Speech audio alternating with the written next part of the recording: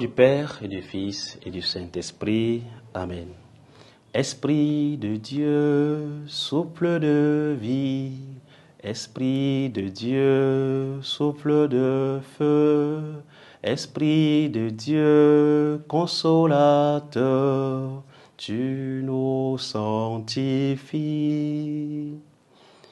Évangile de Jésus-Christ selon saint Luc. En ce temps-là, Jésus disait à ses disciples: il est inévitable que surviennent des scandales, des occasions de chute, mais malheureux celui par qui cela arrive.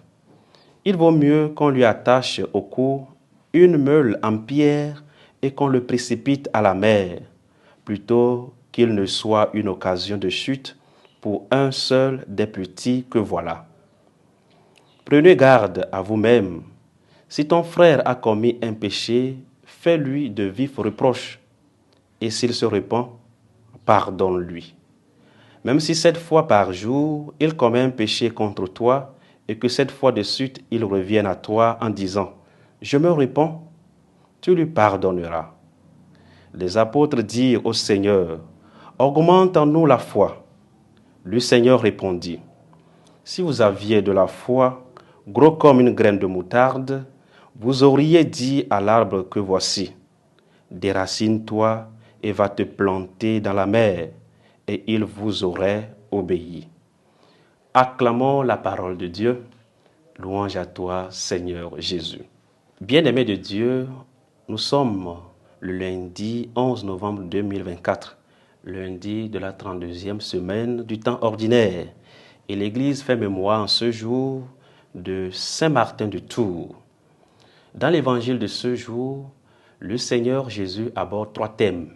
Le premier, celui du scandale. Il est inévitable que surviennent des scandales, des occasions de chute, mais malheureux celui par qui cela arrive. Chers frères et sœurs, le Seigneur nous invite dans notre vie de foi à ne pas être objet de scandale. Vivre comme disciple de Christ, vivre comme chrétien, chrétienne, signifie être modèle, un exemple, et non une occasion de chute pour les esprits faibles, pourront-on dire, surtout les petits et les faibles. Le deuxième thème que le Seigneur aborde après celui du scandale, c'est le thème du pardon.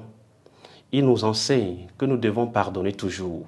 Dans notre vie de chaque jour, nous faisons l'expérience des offenses de pardon.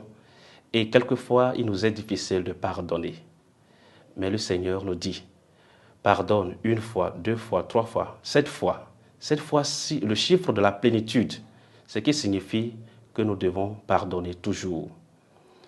Les disciples ayant suivi l'enseignement du Seigneur, du Maître, qui demande à ne pas être objet de scandale et aussi à savoir pardonner, à pratiquer la correction fraternelle, se voient dans l'incapacité donc de vivre comme tel. Raison pour laquelle ils vont faire une demande au Seigneur. Seigneur, augmente en nous la foi. D'où le 3e thème de ce jour, le thème de la foi. Grâce à notre foi en Christ, grâce à notre foi en Dieu, nous pouvons vivre, être des exemples, des modèles de vie et de sainteté, ne pas être objet de scandale, et aussi savoir pardonner, pardonner toujours. Pardonner ne signifie pas, évidemment, oublier. Cela signifie, chers frères et sœurs, faire un dépassement. Savoir imiter le Christ qui a vécu en montrant l'exemple du pardon. En ce jour, demandons au Seigneur la foi, la grâce de vivre toujours avec une foi si grande que nous soyons capables d'éviter d'être objet de scandale et aussi savoir pardonner, pardonner toujours. Que Saint Martin de Tours, dont nous célébrons la mémoire en ce jour, nous y aide maintenant et pour les siècles des siècles.